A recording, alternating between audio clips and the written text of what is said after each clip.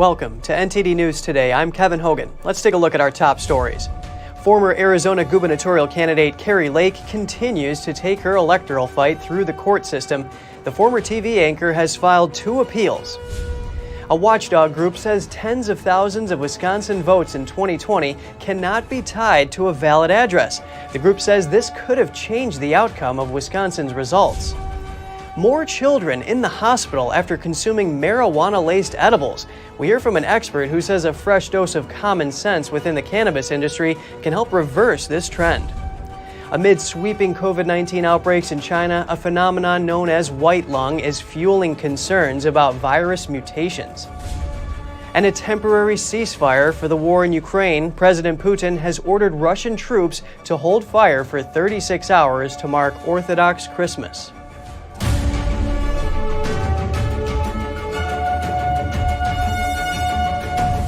Former Arizona candidate for governor Kari Lake filed 2 appeals on Wednesday. They address an election lawsuit she filed last month. NTD's Daniel Monahan has the report. Kari Lake lost the election for Arizona governor by just half a percentage point to Katie Hobbs. But she challenged the results, arguing that printer malfunctions and other issues that occurred were intentional. Maricopa County Judge Peter Thompson ruled against Lake, stating that no clear and convincing evidence of the widespread misconduct had been presented. Lake appealed Judge Thompson's ruling. Her attorney, Brian Blem, argues that Lake was held to a higher standard of proof than required by law. Lake also filed a motion that the appeal be sent to the Arizona Supreme Court, basically asking to skip a step in the process. Lake was asked about her request to go straight to the state Supreme Court while phoning in to Real America's Voice. Well, this case is going to eventually make it to the Arizona Supreme Court no matter what. She said there was nothing to be gained by waiting. Lake also talked about her vision on how to fix the Arizona election issues going forward. The way we get it changed is we get the real governor, the duly elected governor, myself in there to work with lawmakers to change our laws, put some teeth into the laws. Arizona's Supreme Court denied Lake's request to transfer the appeal to it. The court wrote in its decision that no good cause appears to transfer the matter to this court. Meanwhile, Tom Ryan, an attorney and Lake critic who has represented candidates in election cases, doesn't see a bright future for Lake's election challenges. He says, quote, "The relief they're asking for is not anything the court can grant." Daniel Monahan, NTD News. A watchdog group says over 150,000 Wisconsin votes for the 2020 presidential election cannot be tied to a valid address. The group says this could easily have changed the outcome of Wisconsin's results. A Wisconsin election integrity watchdog organization called Election Watch says they found 45,000 occurrences of people who were living out of state and another 107,000 instances of voters who moved to another address within the state and cast a ballot in a different jurisdiction from the one in which they reside. The group says that's illegal in the state of Wisconsin and also, quote, "That's over 150,000 votes cast in the 2020 presidential election that cannot be tied to a valid address." Though there may be a reasonable explanation for most of these, the number of instances is so large that if only 2 out of 10 were nefariously cast votes, that was enough to tip the election to Biden. Jacob Aldridge, a 27-year-old former Wisconsin resident now living in Tennessee, serves as an example. He says, "I was outraged to learn that the Wisconsin state voter roll shows that I voted in person at the polls on November 3rd, 2020, when the fact is I was living, registered to vote, and voted in Tennessee. I was not in Wisconsin that day." He says the situation makes it seem as if his vote doesn't matter and that the voting system had to be fixed. Jacob's mother, Sandy Aldridge, says she checked the voting records in her former hometown after learning that there were over 7 million registered Wisconsin voters in a state with a total population of under 6 million. She then allegedly found her son's name in the voter roll and provided the Epoch Times with a spreadsheet from the roll as it appeared in August 2021 as evidence. However, the county clerk for the county in question says there's no record of Jacob Aldridge voting in the 2020 presidential election. Election Watch says they think the voter roll has been altered and that they intend to file a formal complaint over the Aldridge incident. The Wisconsin State Elections Commission did not immediately respond to a request for comment. The U.S. House of Representatives is still at a stalemate. Operations have ground to a halt until a speaker is elected. Republican leader Kevin McCarthy has been unable to get enough votes to secure the role after 6 ballots. NTD's Jeremy Sandberg has more on the standstill in Congress. Well, it's Groundhog Day.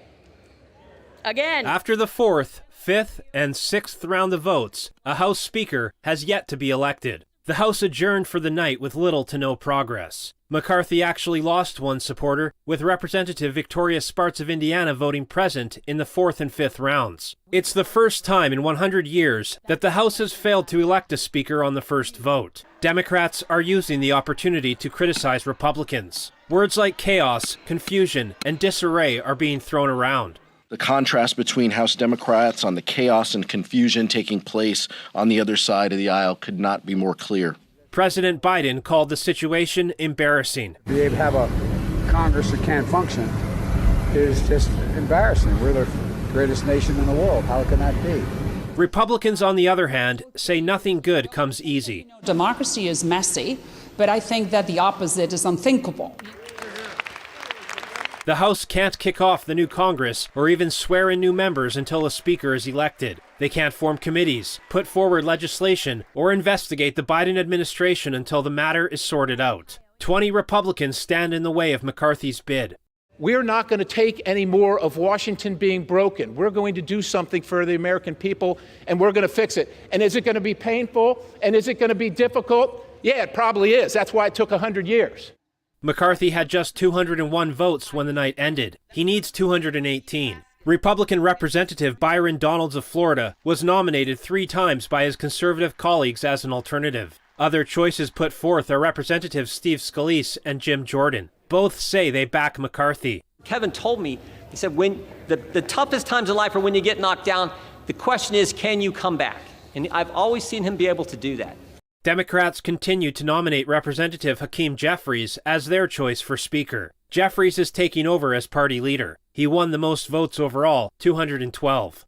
If McCarthy can win 213 votes and persuade the remaining naysayers to vote present, he would be able to lower the threshold required under the rules to have the majority. It's a strategy former House speakers used, including outgoing Democratic Speaker Nancy Pelosi when she confronted opposition to win the gavel with fewer than 218 votes. Former President Trump on Wednesday urged Republicans to unite and back McCarthy. He wrote on Truth Social, "Do not turn a great triumph into a giant and embarrassing defeat." Voting will resume Thursday. Jeremy Sandberg, NTD News. NTD is live streaming the 3rd day of the House Speaker election. You can see it now on our website, ntd.com/live. Kentucky has joined a growing list of conservative states that have begun to boycott banks. The states contend that the banks are discriminating against the fossil fuel industry. The Kentucky State Treasurer released a list of banks that are engaged in energy company boycotts. The list included Wall Street giants BlackRock, Citibank, JP Morgan Chase, and others. Kentucky's steps to protect its fossil fuel industry follow similar measures by West Virginia and Texas last year. Kentucky is the 7th largest state in coal production, and over 70% of its electricity depends on coal-fired plants. Many of the financial institutions on Kentucky's boycott list have signed pledges to reduce carbon emissions across their lending and investment portfolios.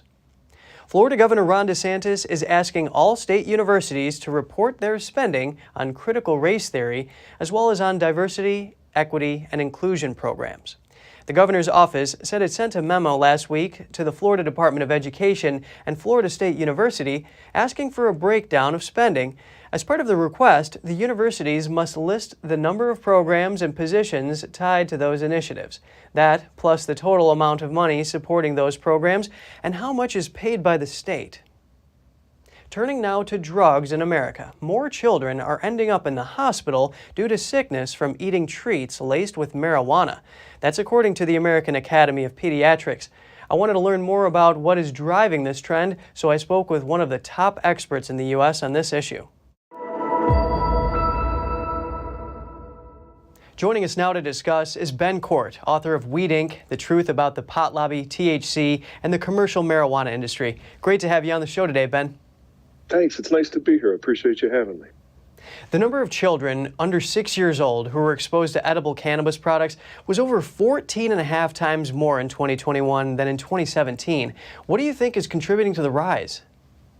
Well, the appeal of the edible products as well as the volume of the edible products that are being sold. What most people don't know is how specifically engineered these are to appeal to young people. Things like cake pops, fudge bars, hot chocolate, pot rocks, which is a popping rock candy, sodas. They really are very deliberately made to appeal to a younger demographic. In a well-regulated market, which few of them are, some of them might be stamped with a little exclamation point, but it's very difficult for someone of that age to find a stamp, identify it, and say, well, this gummy bear is for Mom, this gummy bear is for me. You talk about some of these measures to kind of help people discern which one is which. What other measures can be taken? We could require that the manufacturers stop making things that look like common candies that kids eat on a regular basis. In fact, there are quite a few facsimiles of other candies. They're made to look exactly like a Reese's peanut butter cup or exactly like the Pop Rocks, the candies. The first step, I think, would just be, let's apply some common sense. And if you are making something that deliberately appeals to a child, like a gummy bear, like a soda with 40 milligrams of sugar in it, we should ask you to stop doing that. And recreational marijuana has recently become legal in more states. What can you tell us about the risk this poses to children and young people? Well, there are several of them. The biggest one from my perspective as somebody who works inside of the addiction world is the possibility for addiction to the substance. And maybe some of your viewers are kind of taken aback right now and saying, well, addicted to cannabis is a very, very real thing. And the younger somebody starts, the more likely they are to develop that cannabis use disorder where they are reliant on. And in the last decade, that reliance has shifted from being psychological to actually physical. People are building physical dependencies to THC, and we need to detox them like we do other drugs. It's really crazy. And then the other big issue would be the accidental exposures. If you are an adult and choose to have a THC product in your home, you have to treat it with caution. You can't leave these things lying around because a curious kid is going to pick it up, consume it themselves, maybe even take it into school and share it with everybody else, like what just happened in California 2 weeks ago. You talk about the dependencies here. Proponents of recreational marijuana say the drug helps with stress relief, relaxation, and relief from symptoms. In your view, do these perceived benefits outweigh the risks these drugs pose to children when stored in people's homes? Well, I think it's also a fairly stressful thing to have your 2-year-old checked into the hospital and put on an incubator. I think that we have to consider the other side of this. An adult can choose. A young person really doesn't have that same ability, so we've got to protect them. And we're doing a very poor job of that. Yes, all members of the family need to be taken out. Ben Cort, author of Weed Inc., The Truth About the Pot Lobby, THC, and the Commercial Marijuana Industry, thank you so much for your analysis today. You're welcome. Thanks for having me. The Buffalo Bills announced this morning that safety Damar Hamlin has shown remarkable improvement in the last 24 hours. Hamlin suffered a cardiac arrest during Monday's game against the Bengals.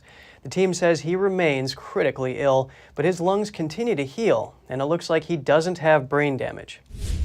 Coming up, Southwest Airlines customers are still waiting for the company to rectify its holiday travel debacle that left them frustrated over the holidays.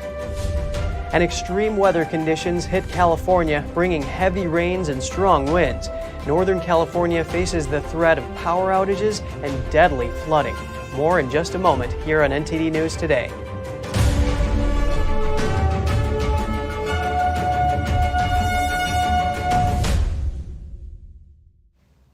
Southwest Airlines is starting the year with a list of lingering issues. The airline is now offering new amends to the tens of thousands of people impacted by last week's travel disruptions, as it admits it's going to take longer to reunite owners with their lost luggage.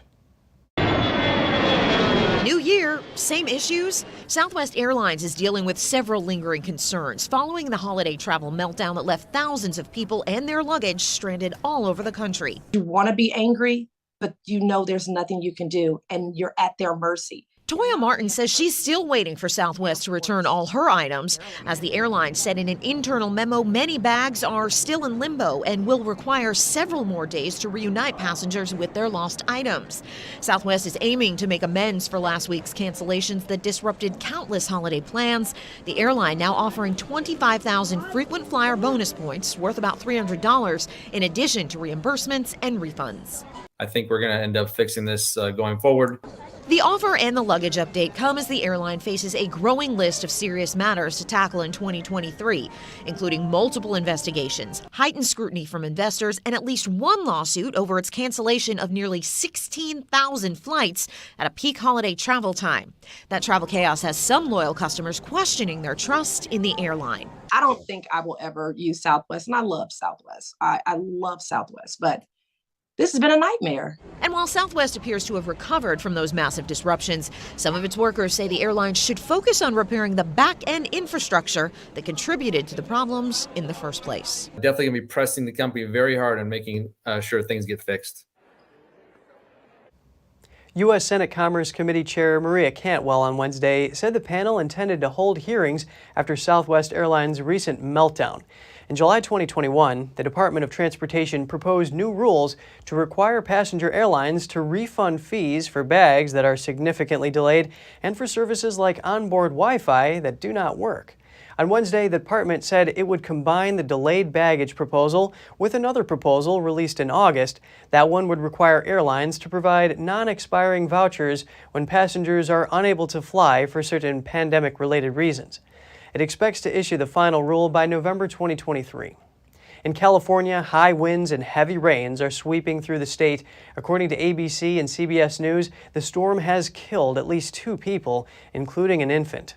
An atmospheric river is expected to drench much of California through Thursday. This is an airborne current of dense moisture flowing from the Pacific Ocean. Mandatory evacuations were ordered in Santa Cruz County on California's central coast. The National Weather Service predicted widespread rainfall totals of 3 to 6 inches, with up to 6 feet of fresh snow in the Sierra Nevada mountains. Authorities also warned the heavy downpours would likely unleash flash flooding and mudslides. The roof of a gas station in Daly City collapsed on Wednesday. In response to the storms, California Governor Gavin Newsom declared a state of emergency across the state on Wednesday. Recent flash flooding in Georgia has damaged roads in the Athens-Clarke County area. A sinkhole opened up and swallowed a car on one road. Police say no one was injured after this white sedan fell into the fissure. Local news reported the area received as much as 4.5 inches of rain overnight Tuesday. Police say the driver safely got out of the car and it fell into the sinkhole later. At least 2 roads in the area were closed for major repairs. U.S. prosecutors say they're in the process of seizing shares of financial firm Robinhood Markets. They're tied to Sam Bankman-Fried, the former cryptocurrency CEO who faces fraud charges. The 56 million shares of Robinhood are worth about $465 million. Several parties have laid claim to the stock, along with Bankman-Fried. U.S. Attorney Seth Shapiro said that competing claims to shares of the stock trading app could be worked out in a forfeiture proceeding. Prosecutors have accused Bankman-Fried of engaging in a years-long fraud of epic proportions. An attorney for FTX told a judge that none of the assets targeted for seizure are under the control of FTX. He said the Robinhood shares were subject to litigation, and it was an open question about who owns them. And an update on the Bankman-Fried court case, Reuters reports that an unnamed source says a former top lawyer with FTX is cooperating with prosecutors, adding pressure on founder Sam Bankman-Fried. Bankman-Fried was arrested on criminal fraud charges last month. The source says lawyer Daniel Friedberg gave details about FTX in a November meeting with 24 investigators. The meeting included officials from the Justice Department, FBI, and the SEC. At the meeting, Friedberg told prosecutors what he knew of Bankman-Fried's use of customer funds to finance his business empire. The source also said Friedberg has not been charged and has not been told he is under criminal investigation. Instead, he expects to be called as a government witness in Bankman-Fried's October trial. NTD couldn't independently verify the claims. Just over a quarter of U.S. service members have experienced food insecurity in recent years. That's from a new report from the RAND Corporation. The report said that 25.8% of members of the Army, Air Force, Navy, Marine Corps, and Coast Guard were food insecure, and more than half of that group is made up of active duty troops. The USDA defines food insecurity as a lack of consistent access to enough food for every person in a household to live an active, healthy life. The report released this week says the research was requested by the Defense Department after the DoD was mandated by Congress in 2020 to report on food insecurity among service members. The report is based on data from 2016 and 2018, reports from the Pentagon over the active duty force. A New York Supreme Court judge rules that a state gun law is unconstitutional. The law allows confiscating guns from people who haven't committed a crime. It lets individuals petition a court to take firearms from a person they believe poses a threat to themselves or others. It took effect in 2019 and has led to more than 1,900 removal orders, but the judge said it violates the U.S. Constitution's Second and 14th Amendments. According to the ruling, non-medical workers, such as police officers, shouldn't be authorized to determine if a person is psychologically likely to cause serious harm. He also said the law doesn't fit under the nation's tradition of regulating firearms. A person familiar with the case said the ruling has limits and doesn't strike the law down statewide. The mastermind behind the most publicized college admissions scam in recent memory will go to prison. William Rick Singer was sentenced to 3.5 years by a federal judge in Boston. The scams he orchestrated got widespread media attention in 2019 because they involved famous parents like Felicity Huffman and Lori Loughlin. They also involved standardized test cheating and bribing university coaches and came to be known as Operation Varsity Blues. More than 50 people involved have been charged. Huffman and Loughlin were both sentenced to short prison terms of just a few days. Prosecutors asked for 6 years behind bars for Singer, as well as $19 million in fines. His attorneys wanted probation with home detention. He pleaded guilty to multiple charges, including racketeering, money laundering, and obstruction of justice. It looks like tennis star Novak Djokovic will have to miss some tournaments in the U.S. this year. That's due to the COVID vaccine requirement for foreign visitors. I mean, look, if it is official, then it is. I mean, what can I do? Nothing. That's it. You know my position, so it is what it is. The TSA on Wednesday said the requirement for foreign air travelers to be fully vaccinated would be in place until April 10th. That means Djokovic would miss the hardcourt ATP Masters 1000 tournament in Indian Wells, California. It runs from March 6th to the 19th. He will also miss the Miami Open in March. Djokovic told reporters today that he's hoping to participate, but if he can't go, that's that. The tennis player missed the U.S. Open in August last year due to the vaccine mandate. Djokovic refuses to get the COVID vaccine. He said he would rather miss Grand Slams than get the shots. And just ahead, a former leader of NATO urges unity over the conflict between China and Taiwan. What does he want countries to do if China invades Taiwan? And Japan is willing to pay people to leave Tokyo. The country is dealing with overpopulation in the city and depopulation in many other parts of the country. We'll have the details when we return.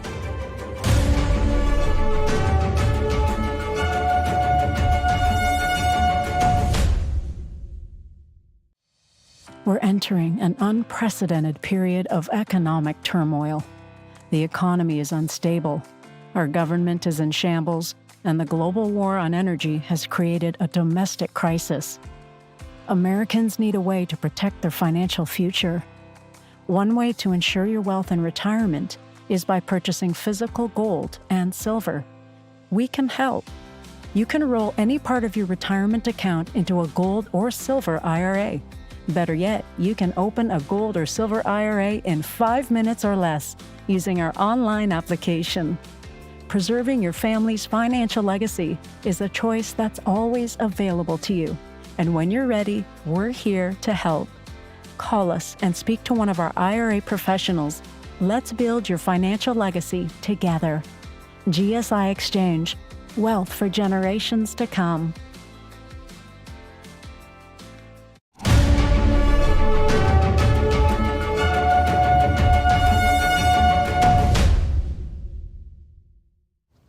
Welcome back. A former leader of NATO is sending out a message about China and Taiwan. He urges member states to show China severe economic consequences if it invades Taiwan. Any attempt by China to change the status quo in Taiwan by force should spark an equally unified response. And we must make this clear to China now. The former NATO Secretary General made the remarks during a visit to Taiwan today. He drew a parallel between Russia's invasion of Ukraine and China's military aggression towards Taiwan. The Chinese Communist regime has sent Air Force missions near the island almost on a daily basis over the past 3 years. The former NATO head also said that democratic countries must work in unity to help Ukraine win. That's in order to deter a Chinese attack on Taiwan. Amid China's COVID spike, doctors are taking to social media to post pictures of CT scans of white lungs. What exactly is this white lung phenomenon, and what are the implications? NTD's Tiffany Meyer reports on that and Beijing's response to travel restrictions.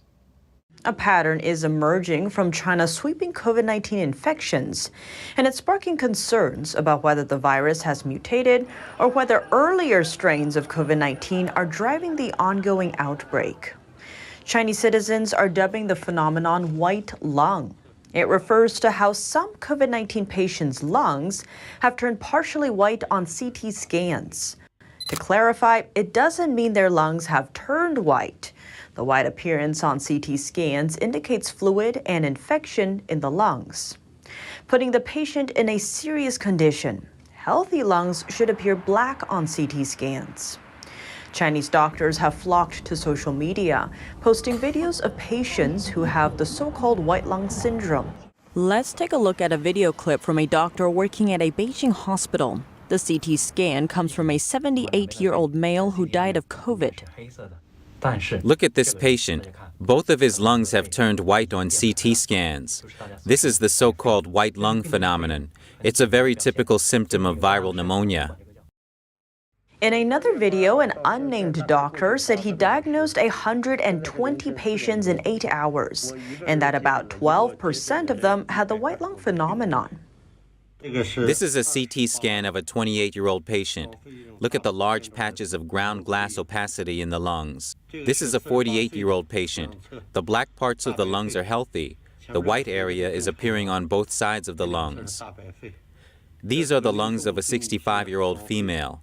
White lung, very serious infection. This is a 75-year-old senior. See the part where the lungs have turned white on the CT scans? Other doctors are also taking to social media, posting photos of their patients whose lungs have turned white on CT scans. Citizens, too, are reporting the white lung phenomenon among loved ones who have died of COVID-19. That includes a former anchor with China's state-owned broadcaster and the wife of a famous scholar. Both of their family members died of the virus, and parts of their lungs appeared white on CT scans. Some are questioning whether this indicates that an earlier strain of COVID-19 is driving the current outbreak.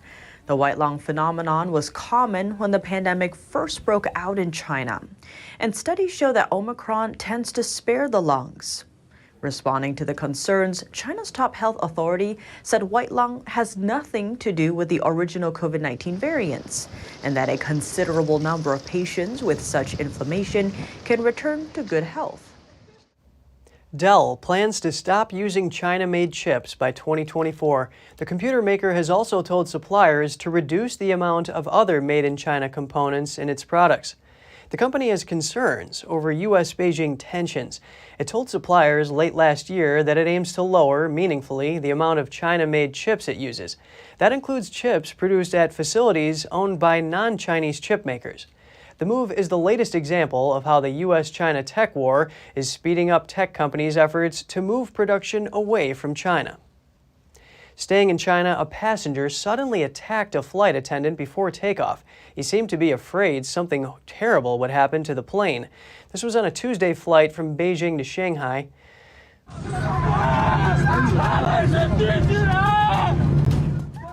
In a social media video, a male passenger is heard shouting, "The plane will crash. Death is coming." According to other passengers, the incident occurred when the Hainan Airlines plane was taxiing for takeoff.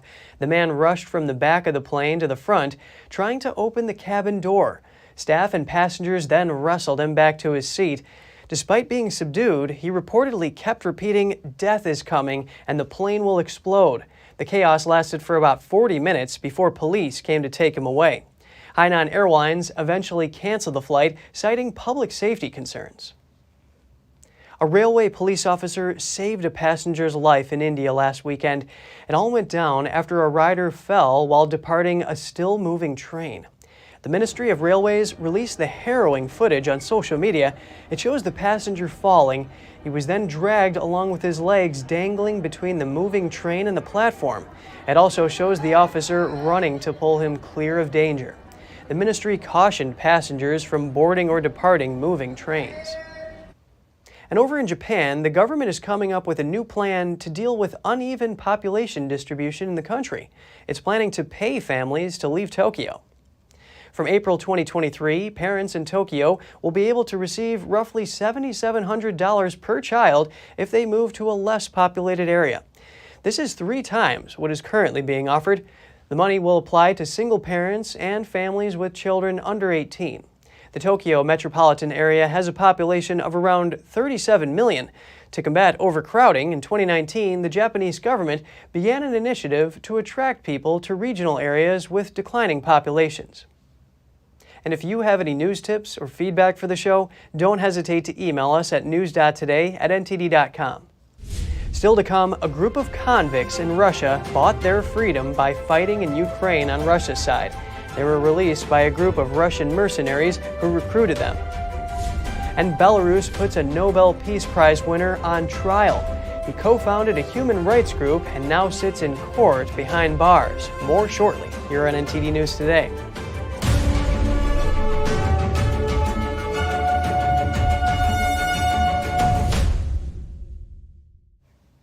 Russian leader Vladimir Putin has ordered a ceasefire in Ukraine, though a temporary one. That's to mark Orthodox Christmas from January 6th to the 7th. The Kremlin ordered Russian troops to hold fire for 36 hours from 12 o'clock on January 6th until midnight January 7th. The ceasefire covers the entire line of contact with Ukraine. Orthodox Christians in both countries celebrate Christmas this week. Putin says the decision was made at a call from the head of the Russian Orthodox Church so that believers can attend services on Christmas Eve and Day.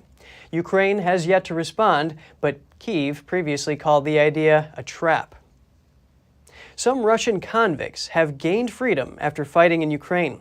The founder of Russia's most powerful mercenary group bid farewell to the former convicts. He urged them to avoid the temptation to break the law when they return to civilian life.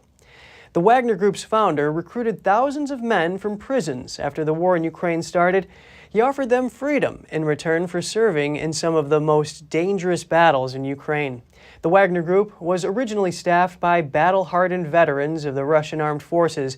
The group also fought in Libya, Syria, the Central African Republic, and Mali. The founder of the group has been sanctioned by Western countries. The United States casts him as an oligarch and has sanctioned him for attempts to interfere in U.S. elections and for spreading Russian disinformation. Nobel Peace Prize laureate Ales Bialyatsky goes on trial in Belarus. He's facing up to 12 years in jail. His allies see it as a political retribution for his rights work. Video showed him sitting in court behind bars as proceedings took place. The 60-year-old is one of the most prominent of hundreds of Belarusians who were jailed after anti-government protests in the summer of 2020. Bialyatsky was arrested in 2021 along with 2 co-workers from a human rights group he co-founded. The group took a leading role in providing legal and financial assistance to hundreds of Belarusians who were jailed during the mass protests. The trio faces charges of financing protests and smuggling money. A fourth rights defender who fled Belarus is being prosecuted in absentia in the same case. Norway and Germany are boosting cooperation on renewable energy. The two NATO allies have signed joint declarations in a bid to rid Germany of its dependence on Russian gas. In Norway's capital Oslo, Prime Minister Jonas Gahr Støre met with German Economy Minister Robert Habeck. They say the declaration outlines steps for cooperation in fields of hydrogen, battery technology, and offshore wind power. The two countries are also working on a plan for the production of low-carbon hydrogen. The joint investment depends on a hydrogen pipeline that will connect Norway and Germany. Equinor and partners are currently examining the pipeline. Since Russia cut off gas supplies to Europe last year, Norway has become its largest gas supplier, with Equinor the top exporter. Scotland's publicly funded healthcare system, NHS Scotland, is under severe pressure. The country's national clinical director has urged those who are unwell to stay home from work. He says people should start with self-care and visit the NHS website for more information. Scotland's National Clinical Director has urged those who are sick to stay away from work to help the NHS. Speaking to the BBC, Professor Jason Leach said COVID, flu and strep A are all contributing to the pressure on the health service. Stay off if you're sick. Don't go to work if you're sick. So if you have a viral infection, don't spread it to Sally. Don't spread it around the office. Or if you're a bus driver, don't go to work. I know that's hard. That's not the work ethic the UK has had for years. But viral infections are one of the big challenges we've got here. Leach said the fundamental problem is around bed blocking. Between 1 in 8 and 1 in 10 of all hospital beds are occupied by someone with COVID or flu. He asked people to use the health service wisely and start with self-care. The first place you should go is the NHS website. In Scotland, that's NHS Inform. That will tell you what to do with coughs and colds and sore throats, a kid with a fever, whatever. And it will also tell you when to escalate. It'll tell you when you should go to your pharmacy, when you should phone your general practice, when you should go to accident and emergency. So use it wisely. Leach said accident and emergency departments are not the only part of the health service feeling the squeeze. He urged people to be patient with services like the NHS 24 due to high demand. The Scottish Tories said NHS Scotland is in an unprecedented crisis and the government needs to outline emergency measures. Almost 2,000 patients spent half a day or more waiting in A&E in the week running up to Christmas, the highest weekly total ever. Official figures show that in the week ending Sunday, December the 25th, just 56.9% of patients in A&E were seen and then either admitted, transferred or discharged within 4 hours. NHS England is also under severe pressure. Top medics have described the current situation as unbearable and intolerable. The Prime Minister and the Health Secretary face calls to address the growing concerns about the state of the emergency care. More than a dozen NHS trusts and ambulance services declared critical incidents over the festive period. Just ahead, we'll hear from the founder of a French bakers union. He's concerned that the majority of bakeries are on the brink of closure as they can't afford to pay their bills. A restaurant owner in Australia tackles the country's labor shortage by hiring older people. The extra income can help retirees supplement their pensions. Stay tuned for more on that when we return.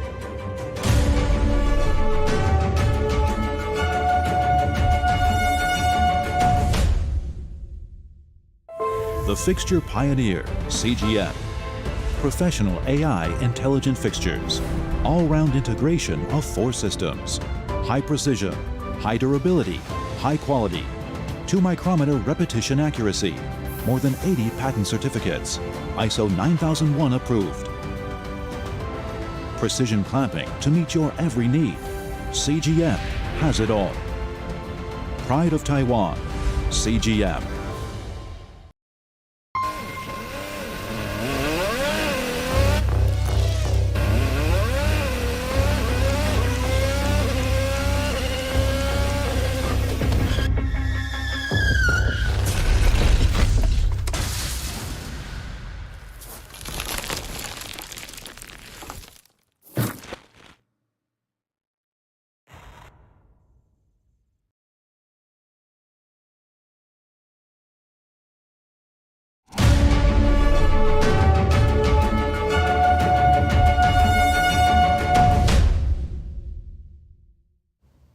Good to have you back with us. In France, many bakers are worried they can no longer afford to stay in business, with surging costs for electricity and baguette ingredients creating the perfect storm.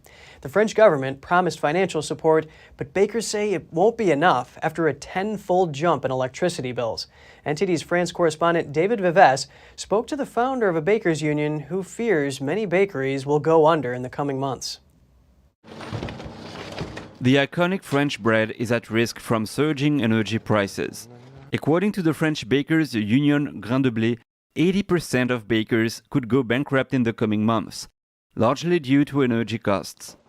The founder of the union welcomed us into his father's bakery near Paris. In a bakery, what uses the most energy is the oven, an electric oven. When calculating the bakery's prospective electricity bills, Jérémy Ferrer seems hopeless. By the end of January, the energy costs will have risen from 1,148 to 4,273 euros. So in fact, that's almost 4 times as much. At the same time, we are operating more cost-effective.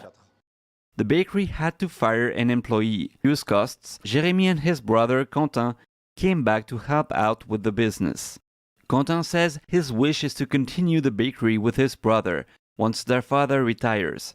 But as it now stands, he doesn't see any future. I've been a pastry chef for 10 years. I've only been working for my parents for 2 weeks because they had to let go one of their employees due to the energy crisis, just to relieve them and try to improve their daily lives. But with the energy crisis coming up, we've called everything into question. And I think that, like all bakers, we live from day to day and we don't know where we are heading. Jérémy's Grain de Blé Bakers Union organizes bulk purchases for other bakeries. He's heard from other bakers across France who are in an even worse situation than the father's bakery. On top of energy costs, throughout France, because we have launched an union, we heard from artisan bakers who have seen their bill increase tenfold. I have a baker near Lyon who has seen his bill rise from 1,200 to over 10,000 euros. It's unbearable. And there are many bakers who have already closed down. So this is just the beginning. And from January onwards, it will be a real slaughter. On top of energy costs, he said the inflation has also impacted the prices of wheat, salt and other ingredients. In fact, since September, we have really noticed a surge in prices. If I take, for example, the price of salt, the price of sugar has gone up by 50%. And if you take butter, it's at least up by 60%, not to mention flour and the rest. So in fact, we are absorbing all these price hikes without passing them on to the customers in the shop. The French baguette costs around €1 in France. Jérémy says he will raise this price by 10 cents this month, but this will be barely enough to cover the costs. He said he and other bakers recently met with French Economy Minister Bruno Le Maire. Le Maire promised more state aid to support the 35,000 bread and croissant makers. He also said bakers could delay payments of their taxes and social charges. We are going to be supported at the tune of around 20% of the total expenses. But you can imagine that when you pay 4 or 10 times more for your bills, 20% is not enough. So this won't be enough to save us, unfortunately. Jérémy said these measures won't make any difference in the coming months, as he expects they need to close their shop for good. David Vives, NTD News, Paris. To tackle Australia's labor shortage, a restaurant owner is reaching out to older people. The extra income can help retirees supplement their pensions up to a limit. NTD's Andrew Thomas has the details. Life in Australia has just about returned to normal after the pandemic, but businesses are still finding it hard to find workers. The restaurant industry seems to be having a particularly difficult time. But one restaurant owner in the coastal town of Queenscliff may have found the perfect solution. I have 5 too many staff at the moment, and I could actually open another venue to keep them all gainfully employed.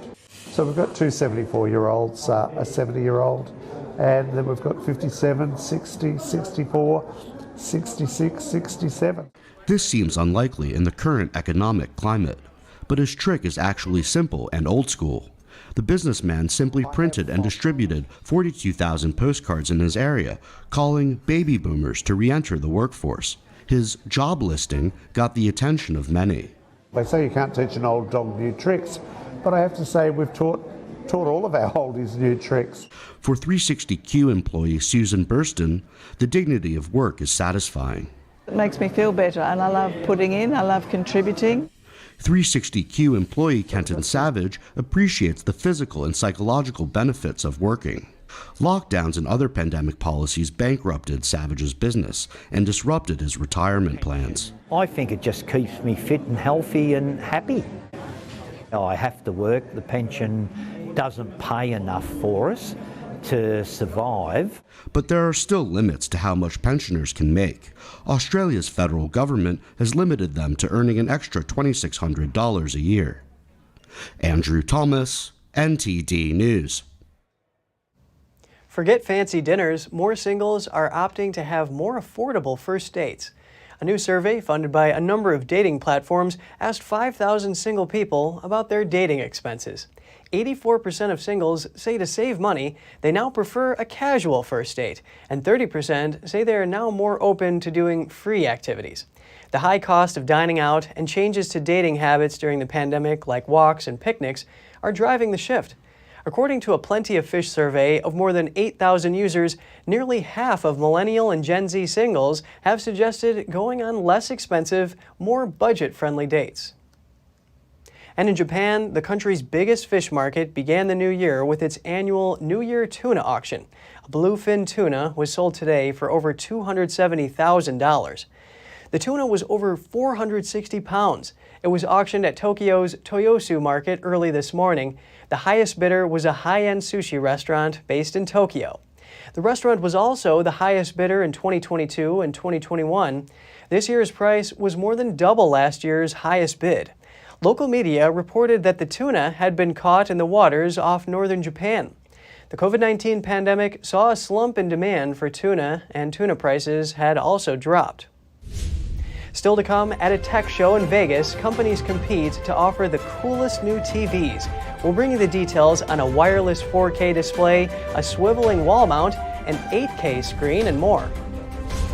And it's not just TVs, car makers are also showcasing their latest innovations, including a color-changing car. We'll be back with more soon here on NTD News.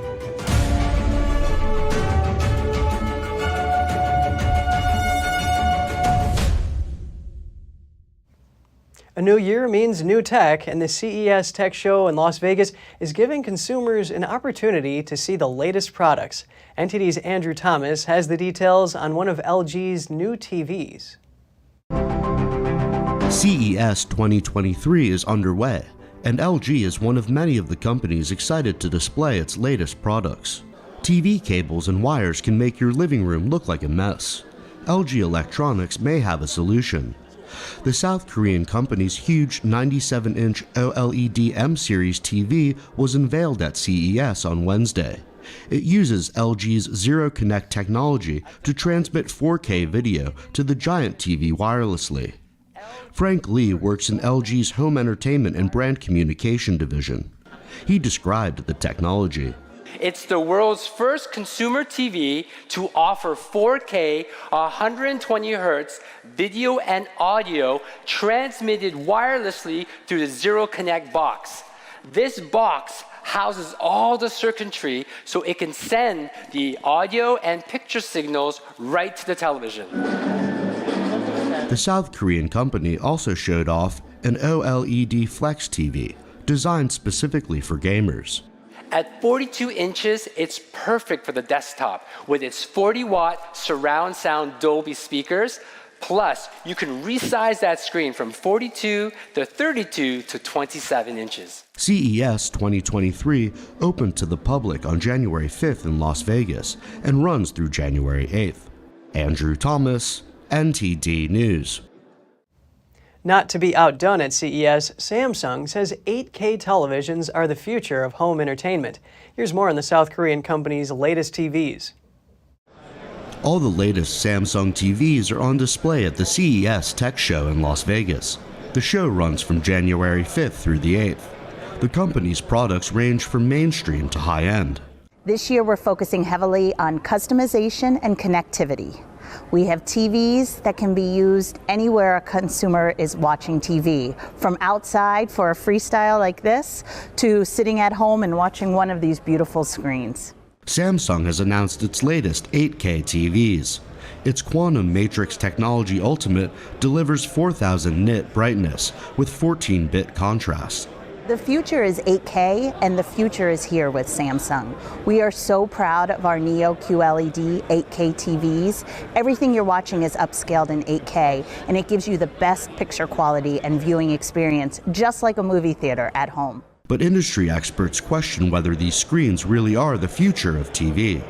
There's lots of futures. I think 8K is a technology that so far has maybe been a bit on the niche side in the super ultra premium part of the market. That's largely because it's expensive. There aren't a lot of products out there, and it's competing against a lot of other very premium display technologies. Samsung has also developed a new rotating wall mount specifically aimed at a young market. It can be fitted to any of its latest TVs, so the screen can flip vertically. So when we look at Generation Z, they're on TikTok, they're online, they're constantly connected. We created lifestyle TVs to reflect their lifestyle. So the Samsung Sero TV actually rotates from being more horizontal to vertical, so it mimics how a phone screen looks. But it could be difficult for consumers to actually get their hands on these new products. Chinese manufacturing shrunk for a third consecutive month in December. CES 2023 in Las Vegas is featuring so many new products, it's hard to keep track of them all. Here's the latest from the car world. A new electric vehicle could soon hit the road. Sony unveiled a prototype with Honda at the CES 2023 Technology Trade Show in Las Vegas. The Japanese company says it's looking to become a player in next-generation cars. It's calling the car the Afeela. Following this prototype, we will further proceed with the development towards mass production, anticipating to start taking pre-orders in the first half of 2025 and start sales within the same year. Sony's long-awaited push into EVs shows how manufacturers are increasingly focused on the cockpit experience in cars. Some are looking to sell content via subscription services, especially as autonomous driving capabilities improve. And of course, we also intend to provide best-in-class entertainment for our customers. In addition to movies, games, and music, we envision a new in-cabin experience using our expertise of UX and UI technologies. The venture between Sony and Honda aims to deliver its first EVs by early 2026 in North America. BMW also wowed CES on Wednesday night as it unveiled its brand new color-changing car. Well, dear friends, meet Dee. But please don't call her just a car. You will hurt her feelings. She likes to think herself as a promise, a commitment, or even better, a companion. The BMW iVision D is a mid-size sedan with a futuristic-looking, pared-down design. The car maker's color change technology first made waves last year, but the car can now turn into 32 colors, not just black and white. Arnold Schwarzenegger helped present the new vehicle. He praised BMW for its innovation. The bottom line is technology can solve all of the biggest problems. It can change the world. And like you've just seen, it can be really, really fun. That is for sure. So I'm so excited to be part of this whole project and part of BMW and promoting this whole thing. CES 2023 continues through January 8th. You may or may not enjoy traveling by bus, but we have the story of a bus that you'll probably love because it's not for people, it's for pups. Good morning, Bama. It definitely isn't a Greyhound bus, but there are hounds in it. Good morning, Jake. Nothing but dogs jumping into their assigned seats, attached to leashes rather than seat belts, picking up waiting passengers with wagging tails. Good morning, Amaru. Would you like a complimentary liver with your bus ride? Nobody said no. Jake. Dasher. Gumbo. This bus is better than an airline. Excuse you, you already had yours. The Doggie bus Load up! is operated by Mo Mountain Mutts in tiny Skagway, Alaska. It's a husband and wife team offering dog training and dog walking. Yarrow and Otis are tangled. The bus offers the potential for entanglements, but when we watch them disembark... Jake, Amaru, Odie, go ahead. Oh, sure, some of the passengers are rule breakers. Excuse me, ma'am, your tail is in the aisle. Ma'am, you're gonna have to adjust your butt. Thank you. But there's one seat that's off limits. Who's honking the horn? Bama! Bama's ready to trade her dog license for a driver's license. Excuse me, ma'am, you're not driving. Get out of my seat. Off. Hello, everyone. That's all for today's program. I'm Kevin Hogan, NTD News.